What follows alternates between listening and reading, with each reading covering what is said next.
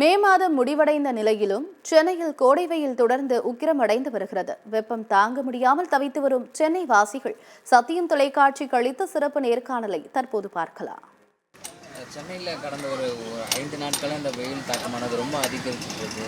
உங்களால் எப்படி சமாளிக்க முடியும்? பயங்கர வெயில் போன வருஷத்தில் இந்த வெயில் தாக்கம் அதிகமாக தான் சொல்கிறாங்கன்னா, இப்போ 2 நாளைக்கு முன்னாடி செவ்வாய்க்கிழமை பார்த்தீங்கன்னா 107 டிகிரி அப்படின்னாங்க. இப்போ 110 டிகிரி தாண்டி இருக்குன்னு நினைக்கிறேன்.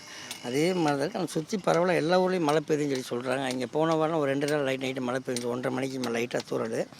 கொஞ்சம் கிளைமேட் நல்லா இருந்துச்சு.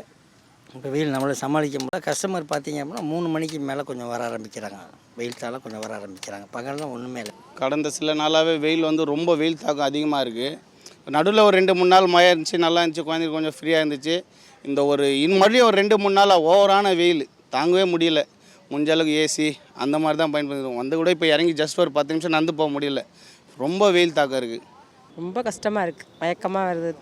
தண்ணி விடைக்குந்தா தண்ணி நின்றுச்சு. பாஸ்போர்ட் கார்டில் போய் வாங்கி கொடுத்தா தான் தண்ணியெல்லாம். ரொம்ப வெயில் கஷ்டமாக இருக்குது. வேலை செஞ்சு தான் ஆகணும். எப்படினாலும் கஷ்டப்பட்டாலும் இந்த வேலை செஞ்சு தான் ஆகணும். வெயில் சவாரியே சுத்தமாக காலையிலேருந்து இல்லை.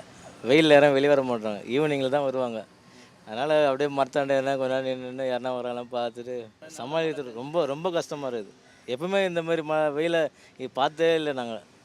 இனி என்னுடைய இது வயசில் இவ்வளோ வெயில் தாங்க முடியாத வெயில் பார்த்தல இதுதான் ஃபஸ்ட்டு அடி பார்க்குறேன்.